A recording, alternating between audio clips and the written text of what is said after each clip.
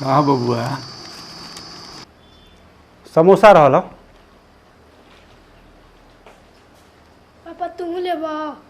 एगो ले ले।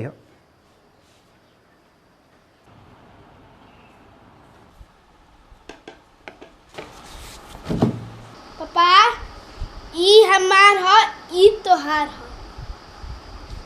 ना ना ना ना ना ई तोहार ह ई हमार ह।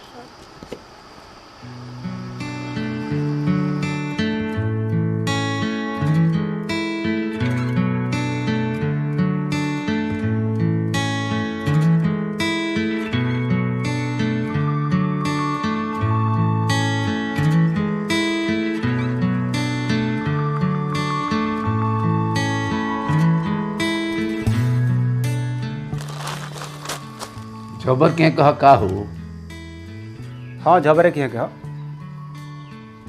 वो कुछ बनावत पहले तो होते होते बनावत रहा टमाटर के तीखी चटनी खाए के मिजाज मस्त हो जात रहा। तनी बदना चीखी ना एकदम ना बाबूजी तू उल्टा सीधा चीज़ खा लेता रहो। और जब तबीयत खराब होता टे कि ना तो पूरा घर परेशान होता टे। हती निशा से कहाँ हो जाए। आ दवाई कितना बड़ होला है वह दे चुक न होला। अभी 2 दिन पहले तू पकौड़ी खरीद रहा तोहर 3 बार धोती खराब होल।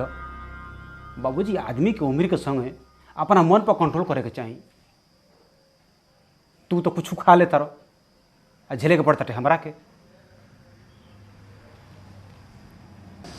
का करी बबुआ पुरान देह बीमारी के घर ये बहुत दिन समोसा खैला हो गया देखनी है तो मन लच गई।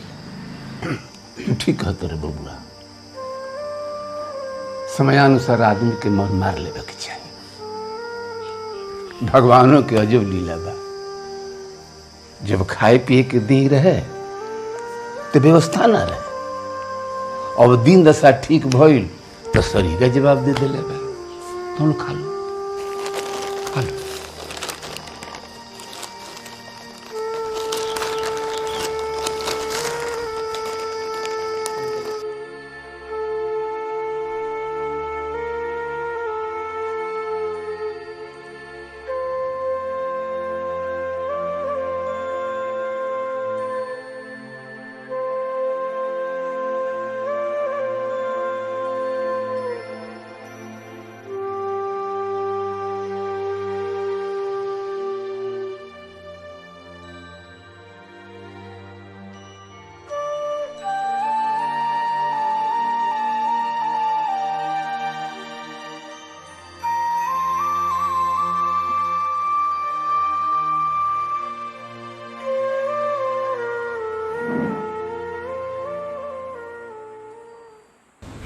बाबूजी लखा लो। खाली तो पेट खराब हो जाए कपड़ा खराब हो जाए। कौन बात ना बाबूजी जब छोट पर तुम्हें खियावत रहा तो कबो तो सोचत रहा आगे अगर हम ढेर खा ले तो हमारा पेट खराब हो जाए तो हमारा कपड़ा खराब हो जाए चाहे तुम्हारा कपड़ा खराब हो जाए।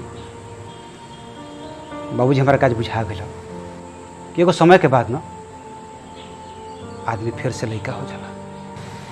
आज के बाद तारा जौन खाए का मन करी ना तू है खइह। अगर कपड़ा खराब होई ना तो हम बानी ना।